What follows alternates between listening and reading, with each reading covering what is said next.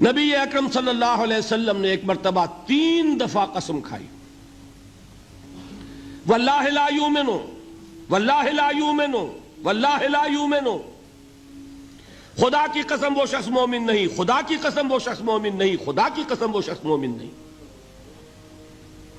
واقعہ یہ ہے کہ ہم تصور نہیں کر سکتے کہ صحابہ کیسے لرز گئے ہوں گے، کانپ اٹھے ہوں گے، کون وہ بدبخت ہے، کون وہ شقی ہے جس کے بارے میں اللہ کے رسول 3 دفعہ قسم کھا کر فرما رہے ہیں کہ وہ صاحب ایمان نہیں۔ قیل من یا رسول اللہ، کسی نے ڈرتے ڈرتے پوچھا ہوگا اے اللہ کے رسول کس کے بارے میں ارشاد فرما رہے ہیں؟ اب جواب سنیے، الذی لا یامن جارہ بوائقہ، وہ شخص کے جس کی ایذا رسانی کی وجہ سے، جس کی بدخلقی کی وجہ سے اس کا پڑوسی امن میں نہیں ہے۔ یہ کوئی گناہ کبیرہ ہے؟ آپ کی فہرست میں تو گناہ ہی نہیں، کبیرہ کیا سوال، صغیرہ بھی نہیں۔ زیادہ آپ یہ کہیں گے کہ ذرا بد اخلاقی ہے، کج خلقی ہے، بس اچھا کردار کا معاملہ نہیں ہے، یہ کہیں گے، گناہ کی فہرست میں نہیں آئے گی بات۔ کبیرہ بہت بڑی شے ہے، لیکن اس پر اللہ کے رسول نے 3 دفعہ قسم کھائی، ایمان نہیں ہے، ہرگز نہیں ہے، خدا کی قسم نہیں۔ اب بتائیے ایمان اور عمل علیحدہ ہو جائیں گے کیا؟ یہ ہے مسئلہ جو امام بخاری کے سر پہ ہے۔ اور سنیے، فرمایا حضرت انس ابن مالک نے، یہ روایت جو میں نے آپ کو ابھی سنائی ہے یہ کوئی ایسی ویسی روایت نہیں ہے، متفق علیہ ہے، بخاری اور مسلم دونوں میں موجود، اس سے اونچا درجہ روایت کا ہے ہی نہیں۔ راوی کون؟ ابو ہریرہ رضی اللہ تعالی، ان کی والدہ لے کر حاضر ہو گئیں، یہ بچہ حضور آپ کی خدمت میں رہے گا، آپ کی خدمت کرے گا، آپ کے پاس رہے گا، ٹھیک ہے۔ وہ حضور کے خادم خاص ہیں، جیسے ذاتی کوئی ہوتا ہے معاملات میں مدد کرنے والا، خدمت کرنے والا، وہ ہیں انس ابن مالک۔ چونکہ ان کا تعارف ہو گیا ہے رضی اللہ تعالیٰ عنہ، تو ایک بات پہلے اور سنا دوں، جو بچہ اپنے اس بچپن سے لے کر 9 برس کی عمر تھی جب آئے حضور کے پاس، انتقال کے وقت عمر کتنی ہوگی؟ 19 برس، 10 برس حضور کی خدمت میں رہے۔ پہلے تو حضور کے اخلاق کی جو گواہی وہ دے رہا ہے وہ اس کی زبان سے سنیے کہ میں 10 برس حضور کی خدمت میں رہا، کسی بات پر ڈانٹنا تو کجا، حضور نے کبھی مجھ سے یہ بھی نہیں فرمایا کہ اے انس تم نے وہ کام کیوں نہیں کیا۔ یہ ہے ایک آقا کی حیثیت سے محمد الرسول اللہ صلی اللہ علیہ وسلم کا اخلاق۔ اگر نہیں کیا خود کر لیا، کوئی ڈانٹ ڈپٹ نہیں۔ حالانکہ بچے ہیں، بچوں کو ویسے بھی ڈانٹ ڈپٹ دیا جاتا ہے، لیکن نہیں۔ اب ان صحابی کی ایک گواہی سنیے، قلما خطبنا رسول اللہ صلی اللہ علیہ وسلم الا قال، فرماتے ہیں کہ شاذ ہی کبھی ایسا ہوا ہوگا کہ حضور نے کبھی خطبہ ارشاد فرمایا ہو اور اس میں یہ الفاظ نہ ہو۔ الفاظ سمجھ رہے؟ جب بھی خطبہ دیتے تھے آپ یہ الفاظ ضرور فرماتے تھے، شاذ کبھی رہ جائے تو رہ جائے، قلما خطبنا رسول اللہ صلی اللہ علیہ وسلم الا قال، کیا فرمایا؟ لا ایمان لمن لا امانت لہ ولا دین لمن لا عہد لہ، جس شخص میں امانت داری نہیں اس کا کوئی ایمان نہیں، جس میں ایفاء عہد نہیں اس کا کوئی دین نہیں۔ بنا پھرتا ہو وہ دیندار، بنا پھرتا ہو وہ صاحب ایمان اور امتی حضور کا، امانت داری نہیں تو ایمان نہیں، ایفاء عہد نہیں تو دین نہیں۔ کس کا فرمان ہے؟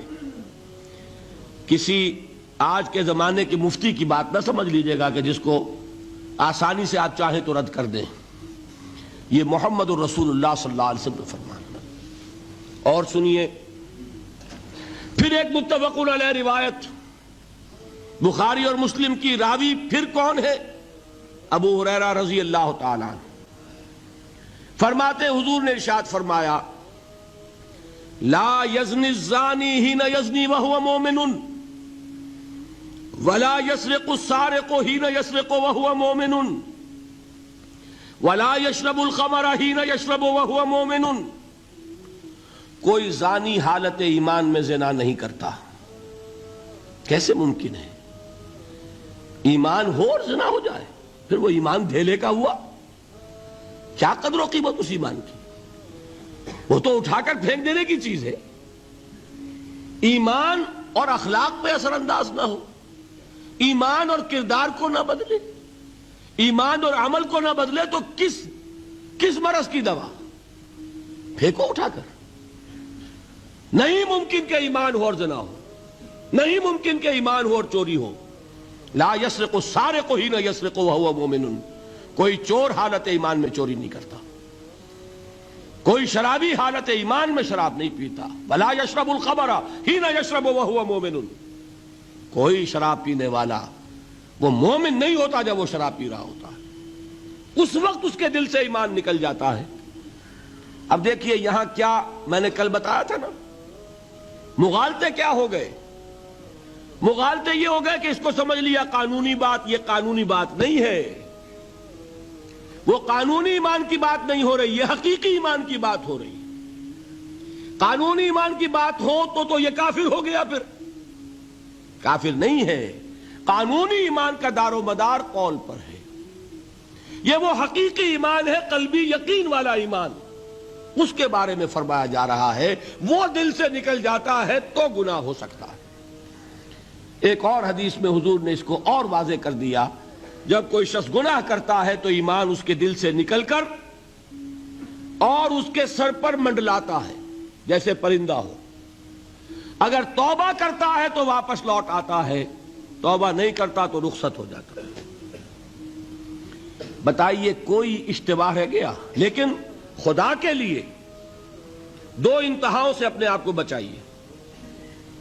ایک انتہا یہ کہ اس حدیث کی بنا پر آپ کافر قرار دے دیں. یہ غلطی کس سے ہوئی؟ کل بتایا تھا بھائی، کس سے؟ خوارج سے. خوارج سے یہی غلطی ہوئی. وہ فارسی کا ایک مصرع ہے کہ مردی و نامردی قدم فاصلہ دارد. یہ باریک جیسے بال کا سا فرق ہوتا ہے لیکن زمین و آسمان کے نتیجے نکل آتے ہیں. انہوں نے ایسی حدیثوں کی بنا پر یہ فیصلہ کر دیا پھر اگر ایمان نہیں ہے تو کافر ہے. کتنا یہ آسانی سے نتیجہ نکل آیا. ایمان نہیں ہے تو کافر ہے. لا ایمان لمن لا امانت لہو. کوئی شخص امانت میں خیانت کرتا ہے تو اس میں ایمان نہیں ہے، ایمان نہیں ہے تو کافر ہے. کافر ہے تو مرتد ہے، مرتد ہے تو واجب القتل ہے. کہاں سے کہاں بات پہنچ گئی؟ بہت بڑی غلطی، بہت بڑی گمراہی. دوسری طرف ایک ہمارے ہاں اور انداز ہے کہ وہ جنت و دوزخ کے فیصلے اور قیامت کے اور آخرت کے فیصلے بھی قانونی اسلام کی بنیاد پر کرتے ہیں. انہیں یہ سمجھ لینا چاہیے یہ قانونی اسلام دنیا میں مفید ہے، آخرت میں وہ یقین والا ایمان ہوگا تو مفید ہوگا. یہ چیز ذہن سے نکل گئی. اور برا نہ مانیے، یہ اہل سنت کے اکثر عوام کے ذہنوں سے یہ بات نکل گئی. وہ یہ سمجھتے ہیں ہمارے پاس سرٹیفکیٹ ہے، ہم مسلمان ہیں، مسلمان ہیں تو صاحب ایمان ہے، صاحب ایمان ہے تو جنت ہم پر واجب اور دوزخ ہم پر حرام. یہ آپ کے دل میں لکھا ہوا ہے کہ نہیں؟